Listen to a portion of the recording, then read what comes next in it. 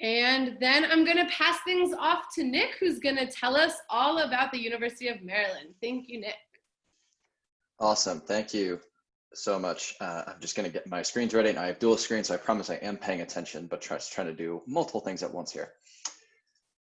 All right. So I hopefully am sharing the right screen. It should be a bright red screen that says Maryland. So thank you, everybody, for joining us today. Like has already been said, my name is Nick Orban. I'm from the Office of Undergraduate Admission at the University of Maryland. My role at the university, I'm a special assistant in the Office of Enrollment Management. So enrollment management at Maryland oversees the admissions office, the financial aid office, and the registrar's office. My background is in admissions. I've been on the admissions staff for a full 7 years. Currently, I work with students who attend Baltimore area independent schools, but have recruited students really across the country over the last 7 years. I'm also a graduate of the university. I finished both my bachelor's and my master's degree at UMD. My bachelor's degree was in government and politics, being right outside DC. That was really great, except I started at Maryland as a business student. We'll talk about that later. But what I'm going to do is hopefully spend the next 20 minutes or so just giving you a quick highlight of the university and some background information on the university. Included in that 20 minutes is going to be about 5 or 10 minutes towards the end, talking more about the admissions process, application review, and that kind of thing. We're going to start on a slide that I really like, that I call, as said on the slide, Maryland by the numbers. I like to start here because I think that really just provides a lot of good foundational background information for the university in a really quick way to go about it. And there are plenty of numbers here that we did not include. We could do a whole presentation on rankings and things that Maryland has been recognized for, things that we're good at. I think a lot of the most important pieces come here.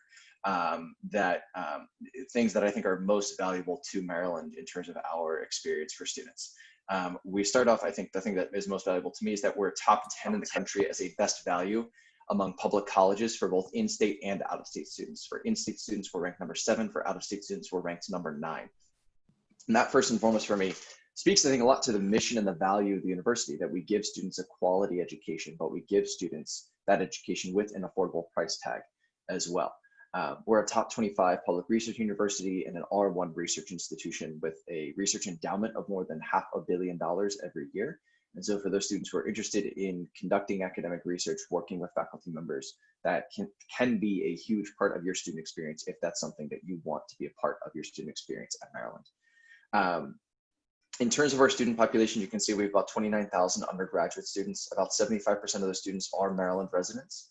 So students from the state of Maryland, and 25% of students are non-Maryland residents. So that includes out-of-state students and international students. That's a pretty good mix for us. It's somewhat reflective of our applicant pool as well. But one thing that's good to know is that even though we have that minimum that we have to meet as an institution, that 75% minimum that we have to meet of Maryland residents, in the admission process, we're looking at very similar criteria between in-state and out-of-state students. So it's not any different or any more or less competitive between in-state and out-of-state students. They're typically have a very similar average GPA, a very similar average SAT or ACT score, and choose those quantifiable pieces on the application process. So even though we do have that mandate, we're still pretty balanced in terms of how that admission process goes. Just to move it along and talk a little bit more. Location is huge for us as an institution. We're located right outside of Washington, D.C. We're about 5 miles from the border with D.C., 8 miles from the Capitol building, 9 miles from the White House. We have our own stop on D.C. Metro. I'm big into cycling, and so my DC cycling rides, or my cycling rides on weekends routinely take me into DC. This weekend I did what I call the Monument Loop, where I went through FDR, Jefferson, Lincoln, and the Capitol building, all in one loop on my way to and from the house. And total loop was like 30 miles, and I made it longer than it needed to be. But I say all of that to say that we're so close to DC that it really just becomes a huge part of a student experience at Maryland. You're really hard pressed to find a student who graduates from Maryland who doesn't have some sort of interaction or experience with Washington, D.C., whether that's academic or non-academic. Many students take advantage of internship opportunities in D.C. because they're able to commute to and from College Park, get into the city in less than 20 minutes in many cases, and get that professional experience, and then still commute back and go back to that college town and have that college experience living in the residence hall with your friends or living in an apartment with your friends. So you really get the best of those two different worlds of having the city and having the college town right outside. But the city of DC itself, as I mentioned, is just an integral part of a student experience at the university. You see students doing all sorts of different things in Washington, whether that's like I said, doing internships, going to the monuments and museums in Washington, going to professional sports. Washington Nationals ballpark is right on the same line as College Park, so it's only a 25-30 minute ride to get to Nats Park. Obviously shopping in Georgetown, eating all across the city. DC is a great food city or restaurant city. So there's just so much going on that it really becomes, like I said, a hallmark of a University of Maryland experience. To change gears a little bit and talk a little bit more academically about the institution, I'm going to talk here just a brief second, just to give you an idea of how we're structured and organized as an institution. We're broken down into 12 schools and colleges at the University of Maryland, plus the Division of Letters and Sciences. Letters and Sciences is our home for undeclared and undecided students. So in the event you don't know what you want to study, that's totally fine. We have that home for you in Letters and Sciences, and hopefully you find your way into one of the 12 schools and colleges by the end of your second year. You can start in any of the schools and colleges as a first-year student, and that's going to be based on your application for admission. When we read applications, we do read applications major blind, meaning the major you're interested in doesn't impact how we read your application. Certain majors do have an additional step in the review, which we'll talk about in just a second. But the other thing I want to highlight here is that this is, like I said, just an org structure. This doesn't impact admission. You don't have to apply to any of these schools or colleges separately. The other thing that I want to highlight is just also to take note of the diversity of options that students have in terms of things that they can study at the University of Maryland. We have more than 90 different majors, more than 80 different minors that students can take advantage of, spread all across the different schools and colleges. So it's really easy for students to find a home on campus, find something that they're interested and passionate about studying. The other big thing I like talking about here is that of the 90 majors that we offer at Maryland, more than 70 rank in the top 25 nationally, and more than 20 rank in the top 10 nationally. So no matter what it is you're interested in studying, not only do we likely have that program, but it's likely to be one of the best programs in the country for that major. And that's going to help you to be successful as you consider your next steps after College Park, whether that's graduate school, law school, med school, going on and getting a job, whatever your next steps are. Maryland is here, hopefully with that academic strength and academic reputation to help prepare you for your next steps. I did mention a second ago that some of our majors do have an additional step in the admission review process. We call these majors limited enrollment programs, or LEPs. The university puts a cap in the enrollment in the first year class of each of these majors because these are 10 of our most popular and prestigious programs at Maryland. The university puts a cap in their enrollment to make sure that the class sizes stay small, that class quality remains strong, and that students are able to graduate in 4 years. If you're interested in one of these programs, it's not, like I said, on the application process, nothing else you have to do. You just have to indicate your intended major is one of these majors here. Your application would then be reviewed again on a major blind basis. So to emphasize, the fact that you're interested in a popular or competitive major does not impact your admission to the university as a whole. We would still look to admit you to the university regardless of your major. If you are a student interested in one of these programs, you are selected for admission, you'd then be reviewed for admission by your department. The department would then consider your application among the applicant pool of all admitted students with that same intended major, and then they make that determination and give back to us their final list of admitted students. We turn that around and include that in your admission decision that gets released towards the end of January.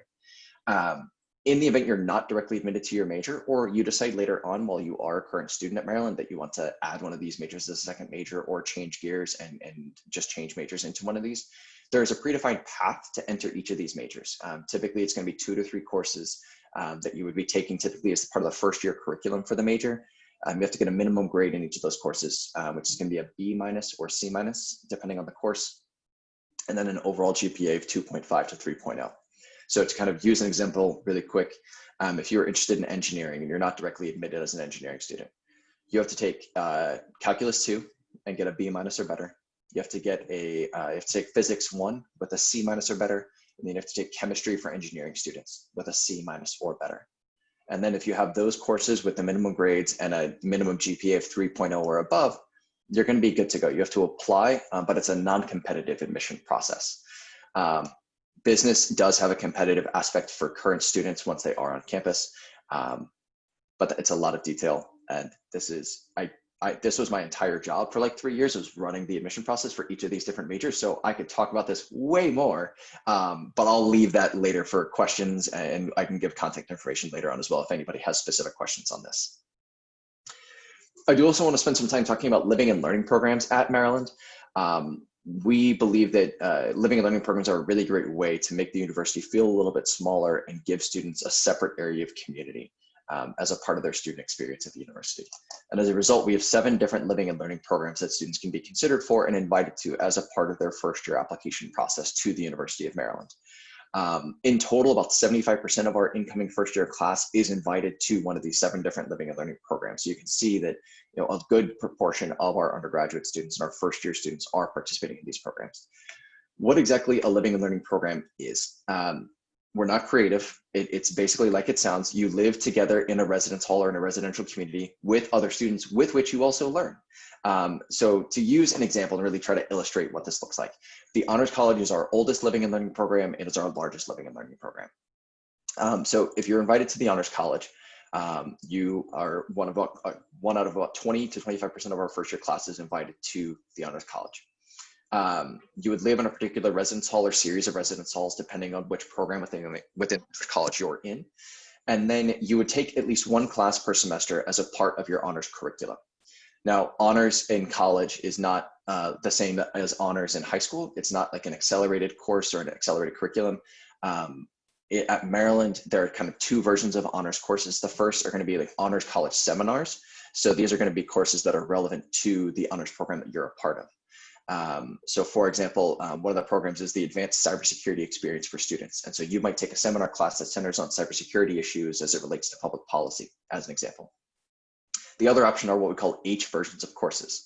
And so, for example, like Calculus 1, you could take Math 140 with a lecture that's going to be a little bit larger, maybe 200 or 250 students, or you take Math 140H, which is the same curriculum, but only open to honored college students. And that may be a lecture of only 40 or 50 students. And so that's going to kind of be the second category of honors version courses, or what you might see in terms of those living and learning programs, what the curriculum looks like. These are not extra courses. This is not anything you're adding onto your curriculum. These would be completing typically major or general education requirements. And for all of our majors, you do have some elective credits to play around with as well. So in the event it doesn't complete a general education requirement or a major requirement, it would at the very least complete an elective credit that you'll have some disposal to play around with across campus as well. All right, I'm going to change gears now for my last 5 minutes or so and talk about admission to the university. Obviously, this is a topic that we could spend a lot of time talking about. I'm going to just try and quickly breeze through some things and hit some highlights as we go through this. I first want to start with the 26 different admission factors. We utilize what's called a holistic admission review. So that means we take into consideration a number of different things as a part of our application. So no one factor makes or breaks an admission decision. It all kind of comes together and creates this big picture view of an applicant and their application. For that reason, the factors that are listed here are not in rank order. So you can see that they're bullet points, they're not letters, they're not numbers. So to really highlight how much this really is not like a rank ordered list, let's see. So the piece I like to highlight, your gender, which you can see is on the left column, is not more important than your SAT scores as a part of the application review. Just to highlight that these factors do weight differently for each individual student.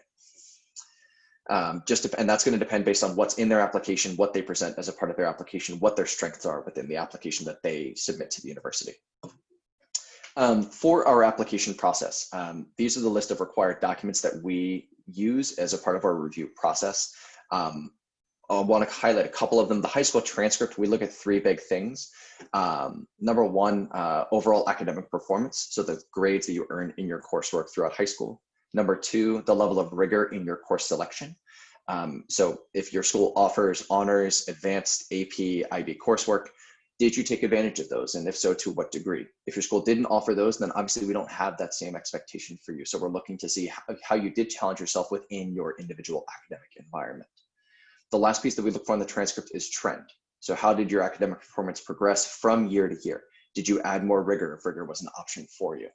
So looking at all this sort of within the bubble of the transcript itself. And that's why I always highlight that GPA is not an important part of our application review because we're going much more in depth than the GPA itself.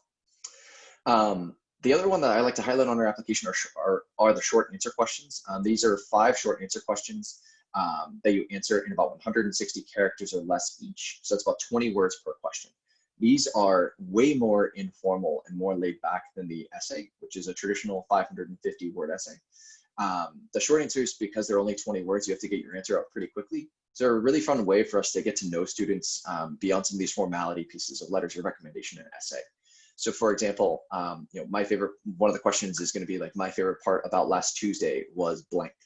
And your favorite part about last Tuesday, well, in normal years, your favorite part about last Tuesday might have been that you scored 2 goals in your high school soccer game, or that you got Chipotle for dinner, or that you got an A on your math test.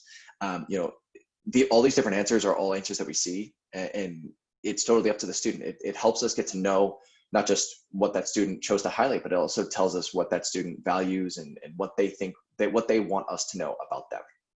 So like I said, they're a really great way to learn more about the individual student in that more informal setting. To flip over to the right-hand side of the slide here, quickly go over our timeline in terms of the application process. When you apply to Maryland, our application deadline is November 1st. That's an early action application deadline. We used to call it priority, which is why it says priority on the slide. But this year we started calling it early action. They basically mean the same thing. Non-binding, non-restrictive application deadline. But we do, when you apply to Maryland by November 1st, we do give you the best consideration for 3 big things. Number 1, overall best consideration for admission to the university. We take a very large majority of our admitted students from students who apply by the November 1st application deadline. We do have a second application deadline of our regular decision deadline. You'll conveniently notice that it's not on the slide listed here. It's because that deadline becomes a lot more competitive for students. So for all of you who are here, who are interested in Maryland, learning more, want to put yourselves in the best position, you definitely want to apply to Maryland by November 1st. In addition, when you apply to Maryland by November 1st, not only do you get the best consideration for admission, you're also given automatic consideration for merit scholarships. We typically award merit scholarships to about the top 15 to 20% of our incoming freshman class. And you're also automatically considered for special programs, which is another way of referring to our living and learning programs. So you're automatically considered for those living and learning programs just as long as you apply to Maryland by November 1st. When you apply to Maryland by November 1st, we'll release our admission decision to you by February 1st. If you're going to apply for need-based financial aid, the FAFSA form is due to Maryland by January 1. And then May 1 is the national enrollment confirmation deadline. So that's the date that every college and university utilizes in terms of confirming enrollment and giving students that choice, that decision of what school they want to attend in the coming fall term. Quickly going over scholarships and financial aid, we already went over this. We use the FAFSA form for federal aid, so we do not use the CSS profile. And again, merit scholarships, no separate application necessary. All you have to do is apply to Maryland by November 1st. That is the end of my slide deck. Rabbi Schaefer, I don't know where we are timing-wise, if we want to hand it off to MJ and Alana, or if we have time to answer a couple questions now. We can answer questions later. What would you prefer? That was fantastic and really, really interesting. I had no idea there were so many colleges and communities within the school. What an awesome experience it must be to be a student there. I do think we had a bunch of questions come in as you were presenting, so maybe we'll take just a quick second to address some of those, and anything else we can save for the end. But there were a lot of questions about the cancellation of spring tests and how that impacts the fact that SAT scores or standardized testing scores are still required. Is there any thought of going test optional? What are you guys thinking, and what advice might you have? Definitely. No, it's a great question, and I know is a hot button topic right now. So the university has not made a decision yet. Not to peel back the onion too far, but because we're a public institution, we have to technically request permission to go test optional from the university system, which is a branch of the state government of Maryland. So there's a few more steps involved for us than normal. We're keeping an eye on the situation. Should we make any changes, we're definitely going to communicate that out to students as soon as the decision is made. But right now, we haven't made a decision yet of what the fall is going to look like in terms of that test required versus test optional piece. Gotcha, thanks. There was also a question about whether every major has an honors track or only certain majors. So when it comes to the Honors College, which I talked about earlier, so that's an entirely separate entity, basically. So students from all majors across campus, are invited to be a part of and participate in the Honors College. Departmental honors is then a separate piece from the Honors College. I don't know for certain that every major offers departmental honors. I know that a majority do, but I can't say for certain that every major does offer departmental honors. But just it's an important distinction, I think, just to remember that departmental honors is different from the Honors College and that they function very differently. Good clarification, thanks. And then there were a couple of related questions about Greek life and school spirit, and maybe you can just give, and actually this is a good segue to MJ and Alana, but maybe you can talk a little bit just about the flavor of what it's like to be a Maryland student and what fun things there are to do there. Yeah, definitely. So I'll address the two questions that were specifically asked first. So in terms of Greek life and student experience, at Maryland, Greek life, it makes up about 12 to 15% of our undergraduate population. So there's kind of two ways that I look at that, and both are very valid. The first is that 12 to 15% is not a huge part of our undergraduate student population. If you find that's not what you want to do as a part of your undergraduate student experience, that's totally fine. You're not the only one. There are plenty of ways that students get involved. We have more than 800 clubs and organizations registered on campus that students get involved with. So if you find that Greek life is just not the vibe that you're looking for at Maryland, totally cool. You don't have to worry about that. It's not like you're going to be missing out on something that the majority of students are doing. The other way to look at it is that 12 to 15% of 29,000 undergraduate students is still 3,000 or 4,000 people. So it's still a really large, and I'm not even doing my math right, I'm sure. Like I said, I was a government major, didn't do STEM, didn't like math. So it's still a huge community that you can still find a home in and still be a part of. There are, I think, north of 40 affiliated fraternities and sororities on campus. And those are just sort of what we classify as the social fraternities and sororities. That doesn't include pre-professional, community service, major-oriented fraternities and sororities, professional sororities and fraternities. So there are lots of different ways that students can get involved when it comes to Greek life. But to kind of step back and talk about school spirit as a whole, I think Maryland is a really spirited, very proud institution when it comes to school pride. Maryland's the kind of place where you walk around campus and you see students all the time wearing, depending on the time of year, hoodies, shorts, hats, t-shirts that all say Maryland or Go Terps or have the Maryland flag. We're very obnoxious about the Maryland flag. It's beautiful in almost all situations. And if you've never seen the Maryland flag, it's what's in that little ball in the middle of my slide here, just rectangular, obviously. So you'll see Maryland flag all over the place. It's even on my shirt, on one of my sleeves, it has the Maryland flag on my polo. So literally goes everywhere. But I think when it comes to school pride, I think we're definitely a school that's, I think, also really engaged when it comes to athletics. So we see, students get free tickets to football and basketball games and all athletic events during the regular season. So it's something that I think becomes a pretty big part of student experience. One of my favorite traditions on campus is that on the first Friday that students are on campus. So so if the semester starts on a Monday, first year students will move in on Wednesday or Thursday. That Friday and that Sunday night, there are typically going to be home soccer games for the men's soccer team. We're one of the best men's soccer programs in the country. And so those are normally sellout games for those first 2 weekends.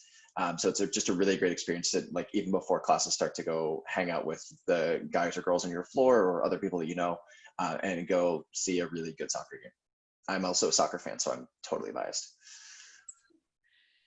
Cool, thank you so much. And speaking of school spirit, this is an awesome segue to talk about what is the Jewish spirit and flavor on campus. So I know MJ has a little video that he's gonna show us, and then he and Alana will share a little bit about this unique lens and niche to campus life. Hello, everybody. Like Rabbi Dina said at the beginning, I'm MJ Kurzlaski. I'm the assistant director at Maryland Hillel. I've worked at Maryland Hillel now for 5 years, and just like Nick, also a very proud Terp alum, graduated class of 2010. So the school spirit, what Nick was talking about, is definitely very true. I'm going to start off by showing a brief 2-minute video about Maryland Hillel in a nutshell. Alana will share a little bit about who she is and her involvement on campus, and then I'll give a fuller overview about Hillel before we open it up for any and all questions.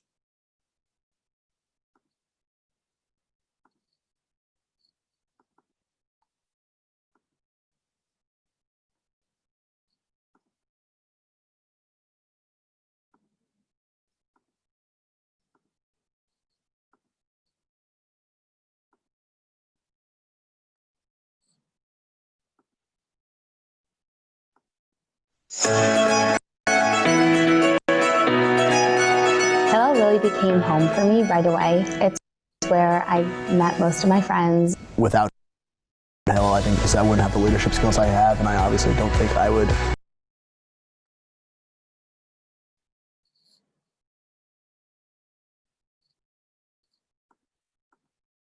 think it froze a little bit, MJ. Oh.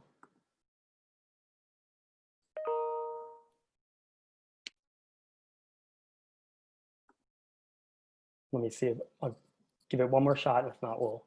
Alana, do you want to go ahead and introduce yourself? Let me see if I can get the video going. Yeah.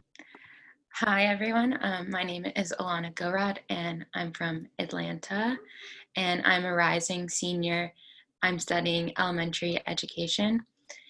So I think a lot of people from here, I don't know how many people are from the South, but when I tell a lot of people at Maryland why I ended up at Maryland, they're kind of confused because coming from so far away, and most people are probably from Maryland Northeast area.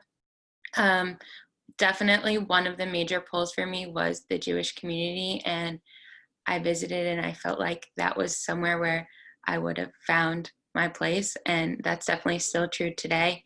So I think for me, I go to Hillel every Friday, and that Jewish community having Shabbat meals is something that's really, really important to me.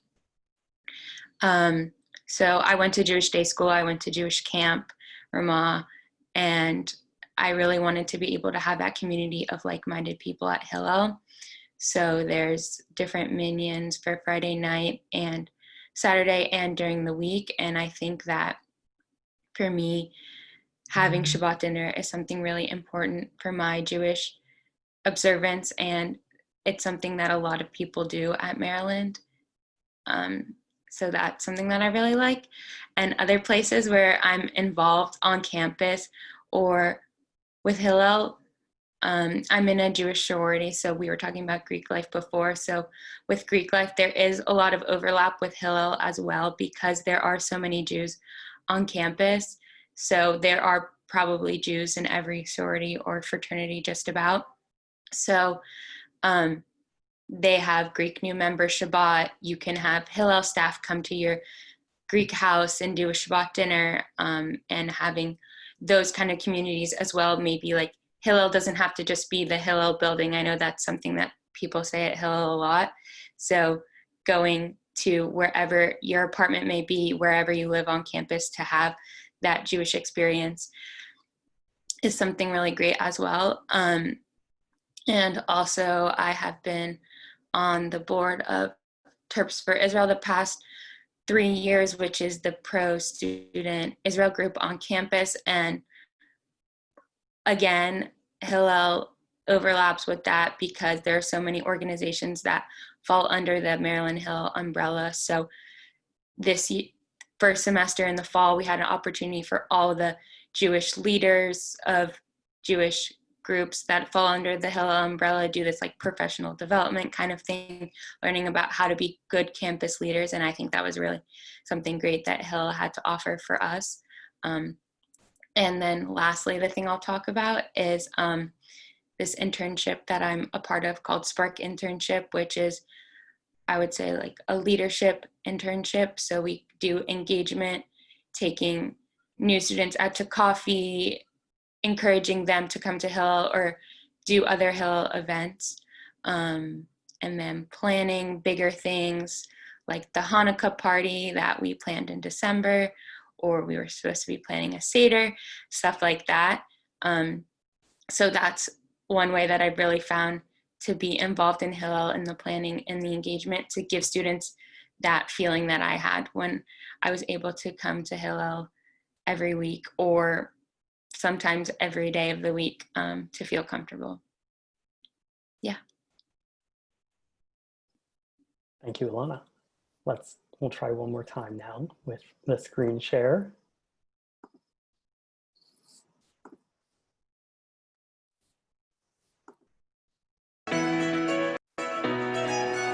Hillel really became home for me right away. It's where I met most of my friends. Without Hillel, I think because I wouldn't have the leadership skills I have, and I obviously don't think I would be as engaged with the Jewish community and care as much about the Jewish community as I do. Students come in and are exploring what it means to be a Jewish adult in the 21st century. And here our students are thinking about what their story is. Coming here kind of gave me a whole new perspective. I never really knew what it was before. And I came from a very small town in New York. So it's kind of interesting to go from such a big school, but also know that I have a very small knit community here. You come into Hillel, you know people raised within the Jewish community. You have this instant connection. You walk through the doors of Hillel and somebody says hi to you. And everyone's really friendly. That's just an experience you don't really get anywhere else on campus. Give me that sunshine.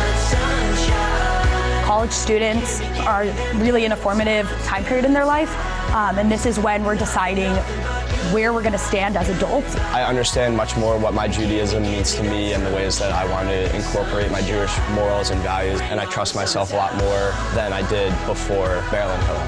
So we have, different organizations on campus, but they all come together into Hillel. So it's nice to know that Hillel is like bringing people from all walks of life together. I've always been more connected to certain aspects of Judaism more than others. And when I come to Hillel, I can get involved with what I want to get involved with here. I want to be involved in community service my whole life. I want to be involved in Jewish life my whole life. And Maryland kind of brought those two together.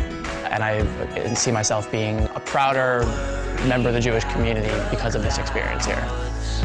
'Cause when the skies come out, give me creates this sense of belongingness, that we're part of a community. It's absolutely essential to build this kind of internal resiliency and strength to go out and face the challenges of the world. Give me that sunshine, bring on the summertime.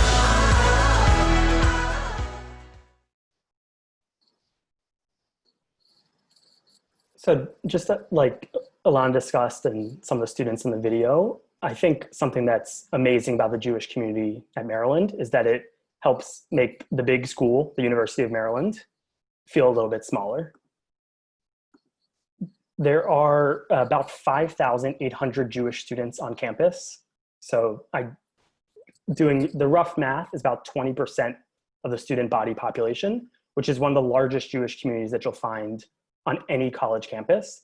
And it really runs every way that you look at it. It really runs the full spectrum of different Jewish backgrounds, different Jewish involvement when it comes to campus life. So one way to look at that is for the last, I think 2 years, maybe even 3 years in a row, we've had the most Ramah camp counselors of any university in the country. So that's one number to take a sort of a slice of the pie at. There was a question in the chat before about Orthodox life on campus. There are about 500 Orthodox students on campus. I'll discuss some specific opportunities for that in a few minutes. Another big thing that we do is Birthright. We've been one of the largest campuses to send students on Birthright year after year. Unfortunately, it didn't happen this summer, but we're going to have 320 students going on Birthright with us. That's, again, the largest out of any college campus and a lot of students. And just like a lot of the things that Nick was talking about in terms of academic involvement and with what I would talk about with extracurriculars through Hillel is, yes, the 320 students that are going on Birthright is a big number, and how can we work to make that smaller? So everybody for Birthright travels in a group of 40 students with 2 Maryland Hillel staff members, and we do orientations before the trip, post-trip Shabbat dinners afterwards to continue that connection in Israel. So another sort of way to look at it, whether you're looking at religious denomination and background, camp involvement, Israel experience while on campus. So that's some of the big stats and numbers. Underneath the Hillel umbrella, there are about 25 student groups that you can get involved in any way, shape, or form. Alana was talking about some of the ways that she's been involved while she's been at Maryland. Other examples to take a look at, there are 3 Jewish a cappella groups, 2 co-ed groups, and 1 all-female group. We have an Israeli dance troupe, every year a little bit different, but 5 to 7 SEDEC or volunteer-related groups. We have Terps for Israel and also a J Street UMD group. Every way you can look at it, there's a way to get involved with Jewish life on campus. That's the sort of student group side of things.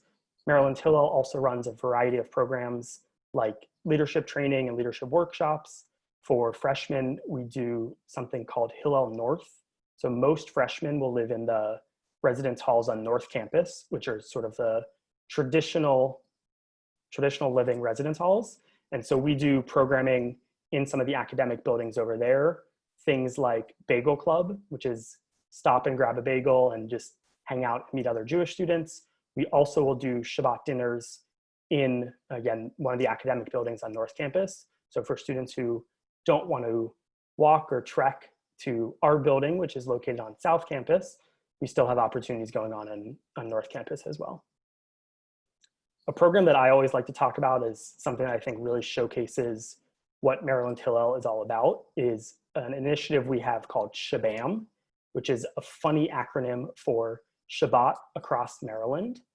And on one Friday night in fall semester, we have almost 100 Shabbat dinners happening all across campus in every way, shape, and form that you can think of. So that might be a 10-person Shabbat dinner with a group of friends, 80-person Shabbat dinner in a fraternity or sorority house.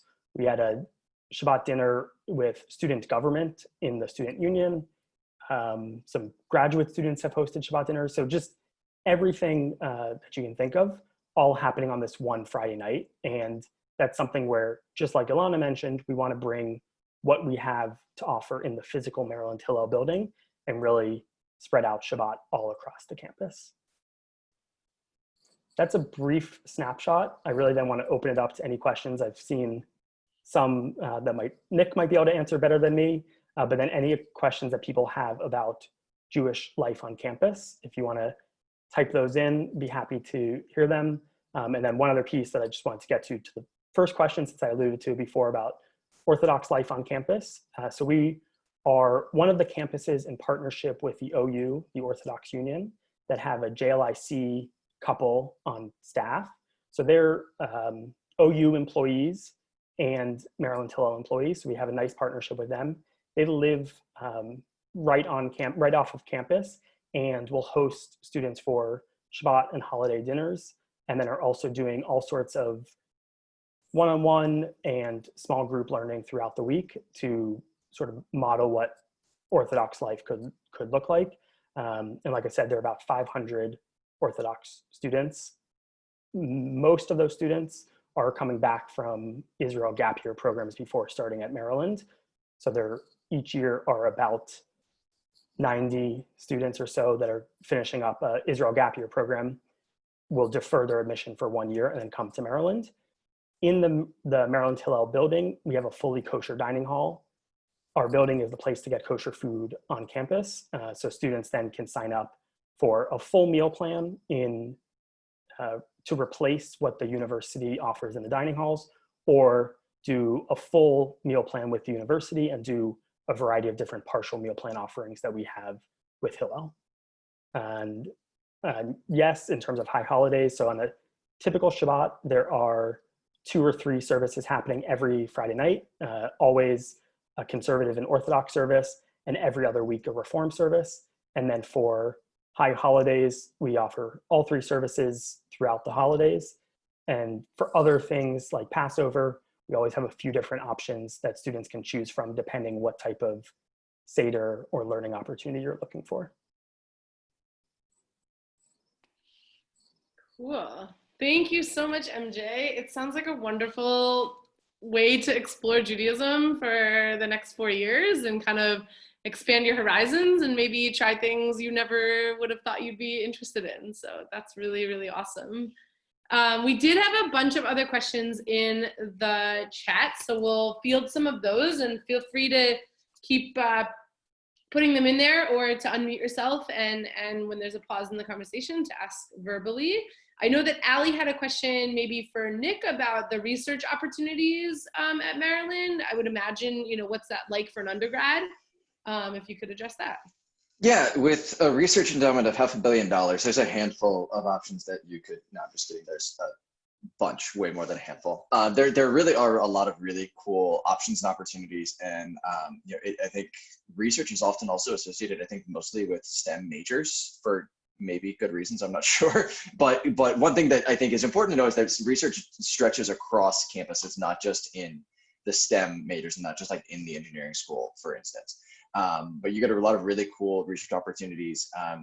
It's not a requirement as a part of the university experience. We see a lot of students who are preparing for graduate school, preparing for master's or PhD programs where they might be expecting intensive research, and they're looking to have some of that research experience as an undergrad to include on resumes and to talk about in applications and interviews and that kind of thing.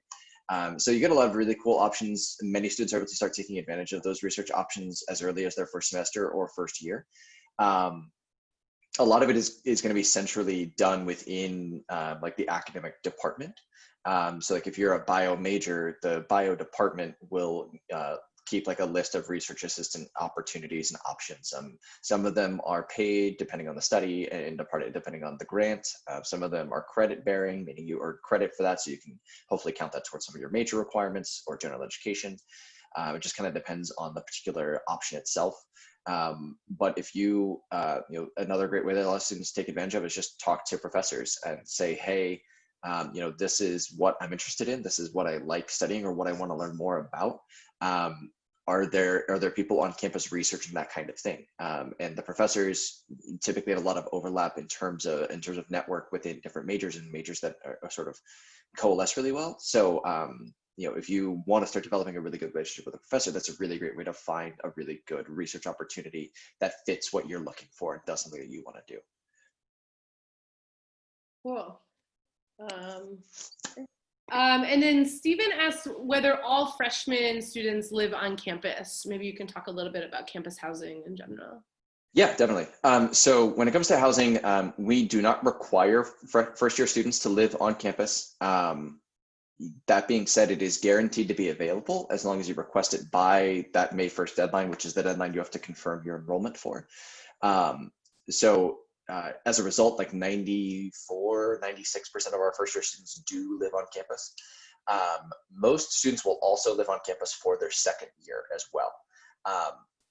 In total, we have about 10,000 beds on campus. And you can very quickly start doing the math and realize that 10,000 is less than 30,000. So a lot of our students do move off campus, especially for their junior and senior years. Some sophomores will also start living off campus. Things that are not included in that on-campus number include like living in Greek houses. So if you live in your fraternity or sorority house, that is not included in that 10,000 number. So if somebody rushes a fraternity or sorority in their second semester of their freshman year in the spring term, and then chooses to live in the house in sophomore year, they're technically off campus. We also have a huge volume of off-campus apartment buildings that are just off campus. Some of those apartments are closer to some of the classes I had freshman year than where my dorm was. So living in the apartments actually would have been closer to the academic building. It would have been a shorter walk. So there are lots of off-campus housing options too. And then there are a few different pieces that are technically on campus, but don't get counted towards on-campus numbers. There are third-party apartments that are on-campus property, but we contract out to a third-party leasing company. And so it's complicated, but there are still some options to live on campus as an upperclassman, even though they don't count in that 10,000 bed number. It's probably far more complicated than what Stephen actually wanted, but hopefully that helps to clear some things up. And I'm going to complicate it a little bit further, or maybe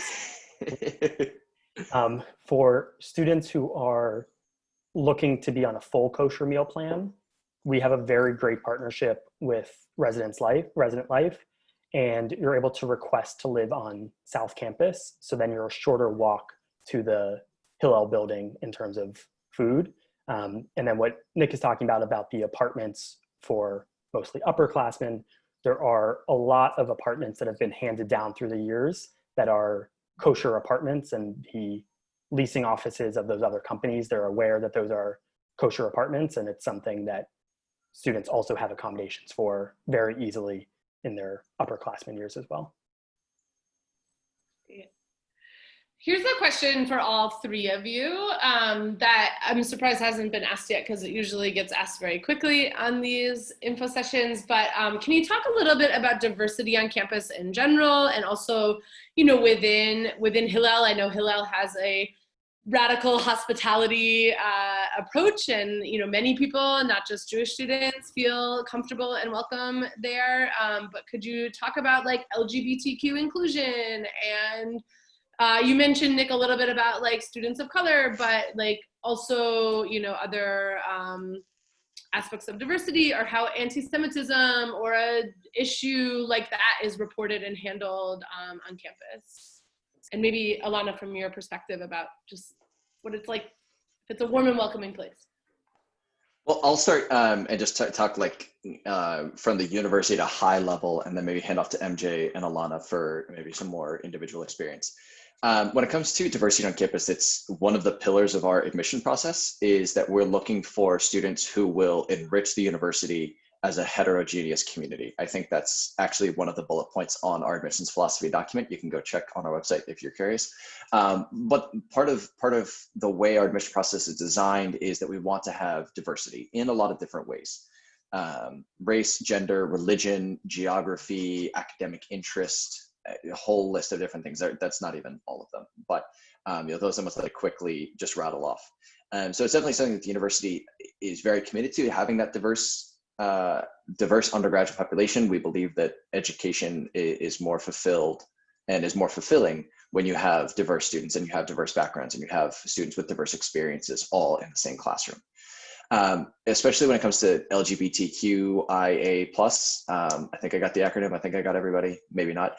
But to Rabbi Dina's point, we were just rated #1 in the country for LGBTQ students as a college and university by Pride Magazine. So that was really, really exciting to see. It's a commitment that the university has had for a long time, but only this year were we rated #1, which is super exciting for us.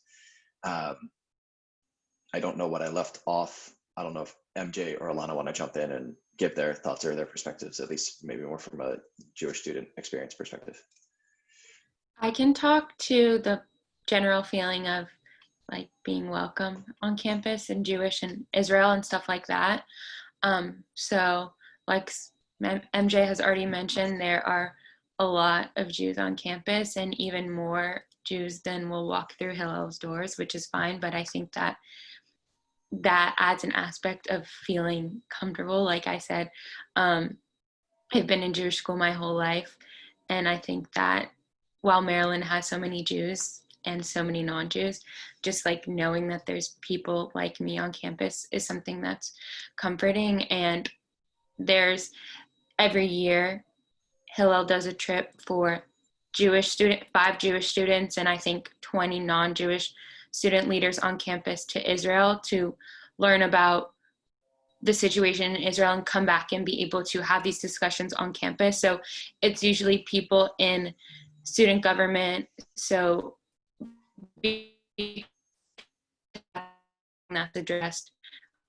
How are we going to talk about BDS on campus? And I've been asked that a lot. And I think that really shows how Jewish and non-Jewish students can rally together to support Israel. And one other thing about Israel that I think is like a huge part of campus is every year there's Israel Fest on Yom HaAtzmaut, which is literally like in the center of campus on the mall, like which is in the background of Nick's photo. So it's literally the center of campus, takes up so much room, and you can't miss it if you're walking to class. And there's a camel and a lot of other extravagant Israel things. And it just, I think people that have gone to Maryland for 4 years know that around April, May time to expect this kind of crazy fair. And for people to come over, ask questions, find out more about Israel is really great. And there's not usually bad backlash for that. But yeah, I think those things like being Jewish and being pro-Israel, of course, on college campuses are sometimes going to have their issues, but for me personally, being involved in pro-Israel organizations, like standing out on the mall, tabling for Terps for Israel, I haven't had a personal negative experience. Thanks, Alana. Jay, anything to add to that? No, Alana and Nick said it perfectly, so nothing else for me. Awesome. Well, we have just a few more minutes. I don't know if anyone has another question they'd like to ask. Feel free to unmute yourself or put it in the chat. And if not, don't worry, we will be sharing out contact information for both Nick and MJ afterwards. So if you want to follow up with either of them, or there's a question you were dying to ask and you just didn't get the chance, we'll be sure to do that as well.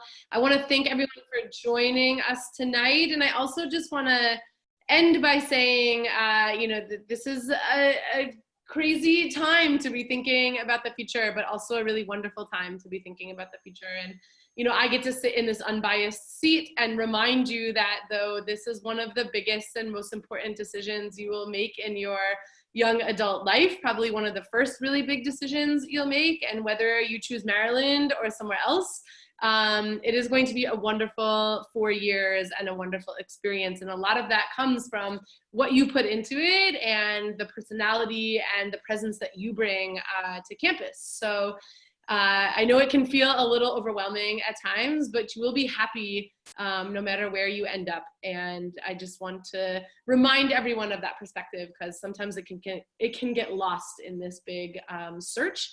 But we did get to hear about a wonderful, wonderful place to spend the next 4 years. I can also share that in my initiative at Forefront Baltimore, 4 out of our 6 staff people are Maryland alumni. So it definitely brings people, you know, from this community and back to this community, and we are all very proud Terp fans. So thank you to MJ and Alana and Nick for sharing about the wonderful features of your school and Jewish student life at Maryland.